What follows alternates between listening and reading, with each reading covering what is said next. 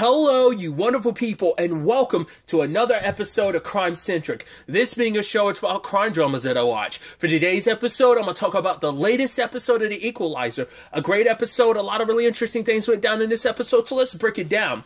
I was actually kind of surprised when we opened up with the Tulsa massacre situation. Obviously, we get like one particular family's tragedy, which eventually spread, became the main plot of the episode. But first and foremost, I'm going to talk about that a little bit. Like, the Tulsa massacres is something I wasn't aware of until the Watchmen TV show on HBO. I wasn't even aware that was a thing. That was my first time learning about the massacre, about Black Wall Street. I'm like, it is kind of crazy to think about just like how much of the world's history in my own country, because I think sometimes we might, like, I'm sure there's people who live in other countries that aren't well versed in, like, U.S. history and stuff like that. But even then, it's still, like, within my own country, like, I never heard about that before. I feel like I don't remember that ever coming up in school, But, so yeah, that made me go, like, wow. I feel like, if I'm not mistaken, I want to say maybe Lovecraft Country also did some stuff with the Tulsa massacre as well. Maybe, I don't remember. I think there might be stuff around the Tulsa massacre that popped up in that show as well. But tangent to all that aside, the main crux of this story is that a family's painting was stolen. It was a painting that was commissioned of a little girl's mom. And her mom ended up dying around that time. She was like, 7 years old or something like that. Now she's 107. Her name's Ella, and her granddaughter wants to try and get the painting back. Apparently, like, this big, shipping company family known as the Nardonis, in particular, the guy that's who's kind of running things now. He actually has a painting, but they've got lawyers involved. They even got the police called, but they couldn't find the painting and stuff. Because the thing is, Nardoni's family was built like because they're shipping and everything that they have, what the legacy they built for themselves, including a painting, including the shipping business and stuff, was stuff that they stole from this family over 100 years ago. And it's just got to be the biggest like spit in the face to know like everything that they have is something they stole from you. So it's like, but at the very least, it's like I'm not asking for the shipping company. I just want that painting. That painting gets worth millions. It doesn't matter. That's the only thing. Like, my grandmother hasn't seen her mom since she died. She was 7 years old. She doesn't but she remembers the faces of the people, so she knew who it was responsible. That they've always known that the Nardonis were responsible. And so she's dying, and it's like her granddaughter wants to do one thing. Before she leaves, I want to give her some peace. I want to return that painting so Grandma Ella can see her mom one last time, And I think that's a beautiful sentiment. And obviously, Robin wants to do whatever she can to help out this family. When she actually went to see Nardoni at first, part of me was wondering, like, when she saw the painting, I was like, did he do the thing of like, oh, there's actually a super valuable painting up here, but I painted over it to kind of cover it up? I thought that was the initial trick, but it's like, no, he got a painting that was similar dimensions. Like, the moment the Watkins started asking about it, he was like, oh, take it down, replace it with something. I was like, what do you mean you thought was it? No, the only thing that was shown in that photo taken of me is this corner. See, it's this painting and not the painting you're looking for.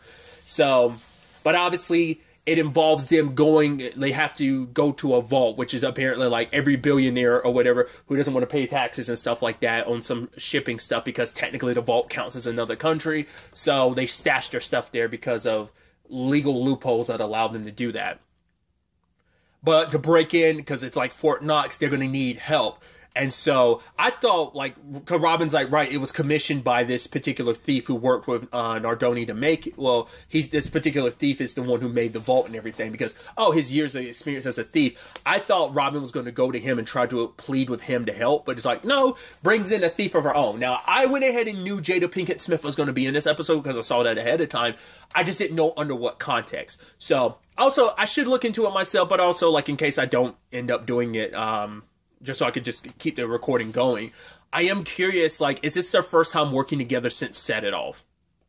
Because I don't, obviously, Set It Off, which obviously fits thematically, too, with this episode. It's that they had to have, made this role specifically for her for the purposes of, right, if you've never seen the movie Set It Off, it's about bank robbers, a group of 4 ladies who are bank robbers. I believe it's 4. I think the movie's from, it's early 2000s. I want to say it was, 2003.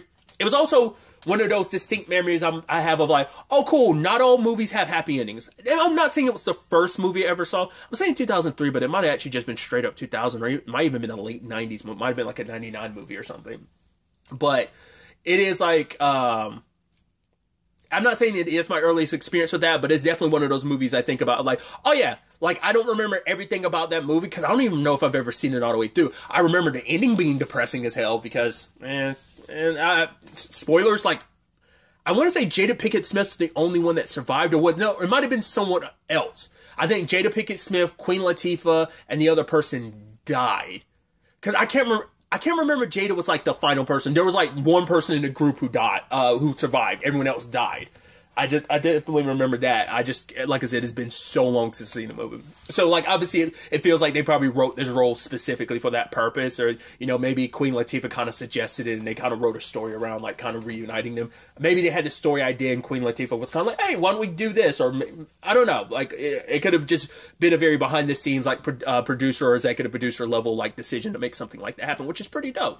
Like I said, I don't know if they've ever worked on anything since then together. Like, that's what I think of, because that's why it feels like it's such a big thing, like, all of them in this together. Like, that's why it caught my attention, like, even before the episode aired, like, oh yeah, Jada Pinkett Smith's gonna be in an episode. Like I said, I just didn't know the context of it, but the fitting context. So, obviously, she's playing a thief named Jessie, which I'd also love to know, did anyone else get Catwoman vibes in certain regards from her? Like, specifically when she was getting that diamond out of that safe, and when we get our first introduction to her, she definitely, like, gave off some, like, Catwoman vibes, which I'm immediately like, because obviously it's like, well, the Batman's, like, right around the corner, so I'm definitely getting a little bit of that, like, Zoe Kravitz vibe a little bit, but also immediately came to my mind was, like, Halle Berry as well, and I'm like, Jada Pinkett Smith has a very, like, I don't know if sultry would be the right word. She has a very good voice. I'm like, dude, that voice could lend itself, like, because I don't know if she'd ever be in a position to really, you know, just because it's like, because of the sad thing is she is an older actress, and, you know, it's like, oh, a lot of people are setting up their stuff to be younger, but I'm like, she would make a really good Catwoman, I think. I think this episode kind of showcased, and maybe that was just me. Like I said, I have Batman on the brain, considering, like, you know, I've been, like, randomly watching some Harley Quinn, the animated series clips. I obviously like Catwoman's in that, but also, like, the Batman movie comes out, like, later this week, which I'm super pumped about. So, and obviously they're, like, in full promotional mode, and you're just seeing TV spots and everything all over the place. So it's definitely on my mind, but even just her voice alone, like, I don't know if she's ever done a lot of voice over work or not. Well, I had to pause. I was like, you know, at least one voiceover role she did. It's your favorite freaking movie, Princess Mononoke. Well, damn, I love that movie so much. Regardless, so I don't know, but it's like her voice would lend itself very nicely to Catwoman if she's never done, like, I don't know how, like I said, I don't know how much voiceover work she's done. That's the one thing I know for sure she's done.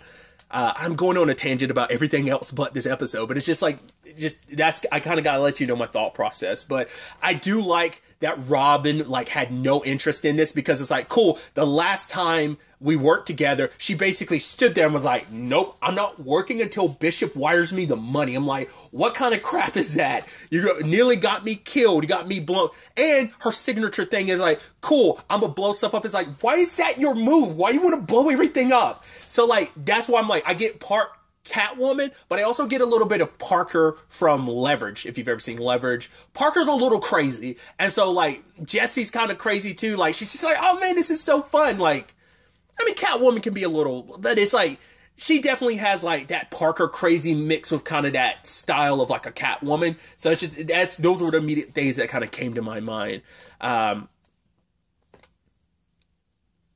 Because also it's like, right, like, what would be the thing that motivates Jessie to help you out? And it's like, right, you have to tell her, like, anything in Ardoni's, like, vault or whatever, you find something you want, you can take it, just help me get this painting. Jumping around a little bit, I was actually so surprised she didn't try to steal the painting for herself. I was so certain, I was like, oh, and hey, she might be a thief out for herself. She could have easily done the dick move and like, oh, I'm gonna take this painting, I'm gonna sell it, No, she's selfish, but she's not a prick. That's really, because I'm like, you would think my go-to thing was like, oh, she's gonna steal the painting for herself. It's like, no, she didn't even do that. She didn't even consider it, you know? So I think that speaks volumes. Like, I mean, I guess that's a silver lining. Granted, she did like threaten the whole operation because she wanted to steal some earrings to go along with like some Marie Antoinette like necklace or something. Like she wanted a matching pair or something like that. So she did threaten the whole operation like that. So, but I do love like how she found out the schematics to this is because she met the thief dude who like bragged about it, because like, oh, we got drunk and like we kind of fooled around, and it's like, yeah, you guys like spend so much time talking about your equipment, and it's like, I love Mel being like, I forgot they do, and she's looking at Harry like, why are you laughing? He's like, it was funny.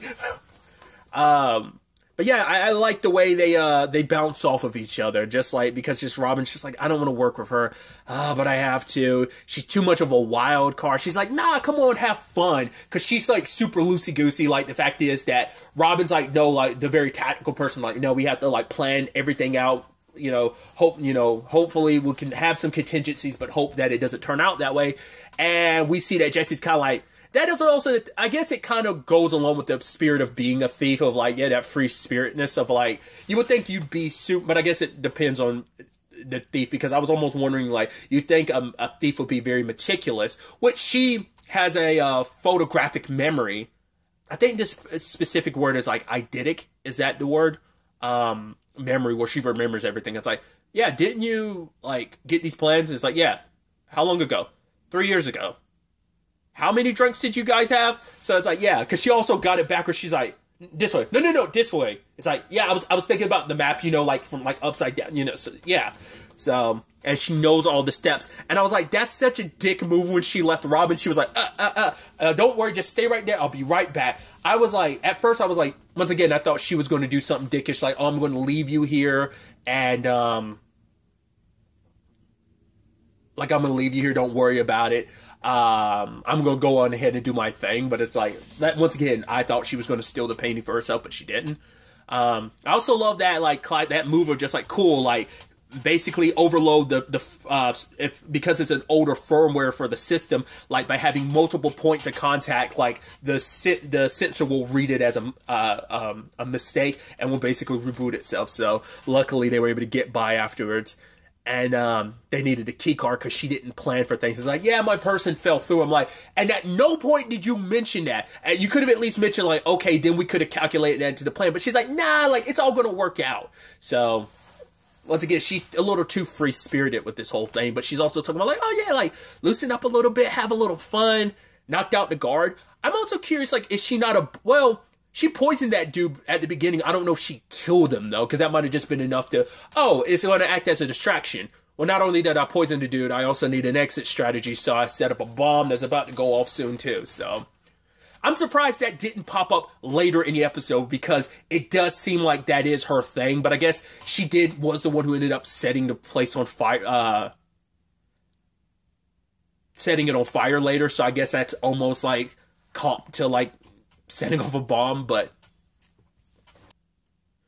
my whole point was, circling back, I was curious, because she was like, well, if you want to, because it's like, right, we knocked out the guard, what if he comes to, and stuff like that, which, knocking out a guard, hoping they don't come to or get discovered, makes me think, like, immediately in my head, I'm like, oh, very Hitman-esque,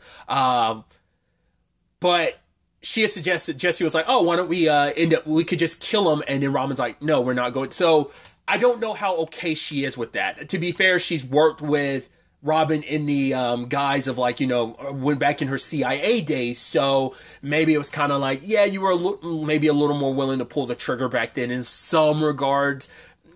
It seems like Robin, she did a lot of stuff she wasn't too proud of back then, but I think a lot of who she is, maybe it's just being older, being further away from the CIA, that she's not who she was back then, right? So I'm just curious. Like, would Jessie have been all about, like, no, let's kill him, because she did kind of leave it up to Robin's decision, so is she okay with it either way, or is it because she was like, I'm going to throw this out there, but I know Robin's going to say no, so it's like, so we just tie him up and leave him.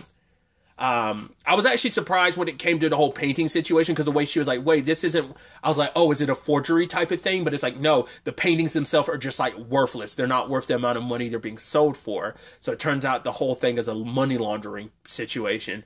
Sadly, they ended up having to get out of there without the painting, which Jesse's just like, oh my God, we got away. They were firing at us. Oh my God, we stole the van again. But like, Robin's so disappointed. Or it's like, right, it must be so lonely when all you do is care about yourself. This family doesn't have much time with Grandma Ella. She doesn't have much time. And this was about giving her one last gift. And you took that away from this family, which had its legacy taken from it. Like, this was our opportunity to help them, but your selfishness got the best of you. So get out, you know? Because it turns out when they've looked into it deeper, like the money laundering aspect to it is that basically these companies, like oil companies of sorts, that after they have massive spills, basically they act like they're cleaning up their act and like, oh, we're dumping our stuff, our toxic waste and stuff. Like, it's not oil, it's like toxic waste stuff, disposal. It's like, oh, they're paying Nardoni to like find and put it somewhere else, in particular in poorer countries. And it's like, cool. So basically he's stealing someone else's lives, just like he stole the Watkins family's legacy. It's just like, yeah, like he's no different from his ancestors. It's like, and even she said like, right, so like, just like wealth can trickle down some of those terrible aspects of those people. Like, yeah, like once you're in it, like when you grow up in that environment and you just think that that's how you do things, like there's no breaking that for some people. And it's sad to know he's just like that. I mean, when he eventually caught Robin and Mel, he was like, oh, it's like, oh, you're here about that painting? And he's laughing. They're like, are you really laughing about it? He said, no, I'm laughing because that means that's who you're working for. So that means no one's going to come looking for you when we kill you. So, but still, like, even, it's just like, the fact is, you know, on some level he was thinking like, oh, this is all about a painting. Haha. Luckily, Jesse shows up in time to help out, so. But I like the poetic justice. Like, cool, I tied those knots in a way that if you score them for about 5 minutes, it should be enough for you to get out of here before everything burns down. But it's like, right, you burned down Ella's family home, although your family did that, so it's only right that your legacy burns down around you. If you can get out quick enough, you can wake up some of the guards and get some of this art off the walls beforehand. But it's like, right, watch as your entire legacy and everything is burned to the ground. In this case, it was a literal case, but it also ended up being also literal and metaphorical when later on, Jesse left the evidence behind, and obviously Dante ended up finding it, and working with the FBI, they took him down, so. It all, and as Jesse said, like, oh, it all worked out in the end, so, which I love. Robin's like, oh, we're never going to work together again, and it's like, never say never, and I'm like, I think, you know, that's supposed to be a little inside joke of like, hey, we're working together again, but it's like, yeah, I'd always love to see this duo, kind of go for, like, obviously, like, Jesse hasn't changed a lot. She tried to say, like, oh, I came from the boss kiosk painting, so I didn't come here to help you, and it's like, okay, sure, but it's also because on some level on the inside, like, what Robin said did strike a chord with her, so.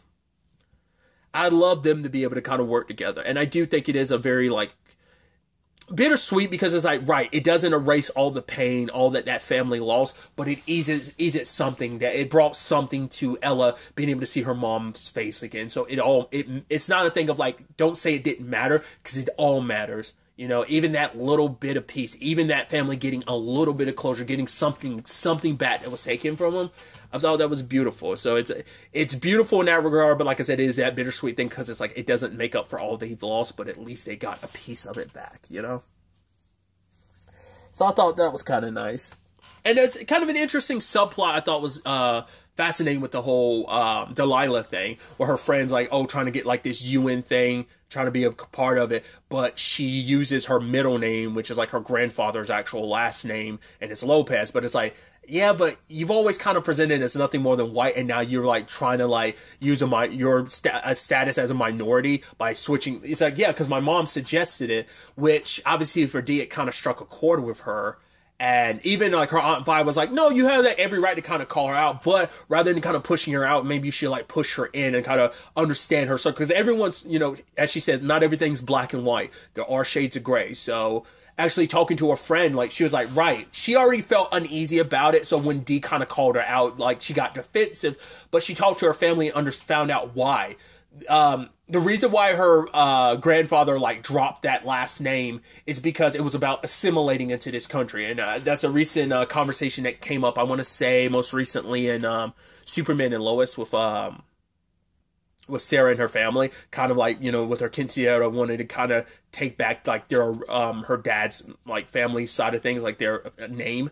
It was kind of a very similar thing, and I love that she was like, right, I'm going to shift my UN like essay and make it about that, like me. There was a part of me that's been missing this entire time and I never knew it, and now I got the whole story, like the complications that came with it, like why that decision was made. And why, like, he pushed for his children not to speak Spanish and stuff. And now she ended up, her mom ended up passing that on to her. So I thought that was just kind of a neat side of things. And I thought it was just kind of a nice, like, perspective thing of, like, right, like, things aren't so black and white. And it isn't just a thing of, like, you know, you can have a difference of opinion, but like it could just be a thing of, hey, let's sit down and talk about it. Like it is, you know, like Delilah has every right to kind of feel the way she does, because even her friend kind of felt a little weird about it. But it's like, right, like it gave them an opportunity to grow and learn more about her friend and learn more about herself. So I just thought that was kind of a neat little subplot. Because it was kind of, it kind of fell into like the category and theme of this episode, which was kind of about legacies. So I thought that was kind of, it kind of tied in there. So really, really interesting episode. I'm excited to see where everything ends up taking us going forward into the next episode. But really, that's all I want to talk about. Till the next time we meet, be happy, be safe, live life to the fullest, and enjoy it. Good day and goodbye.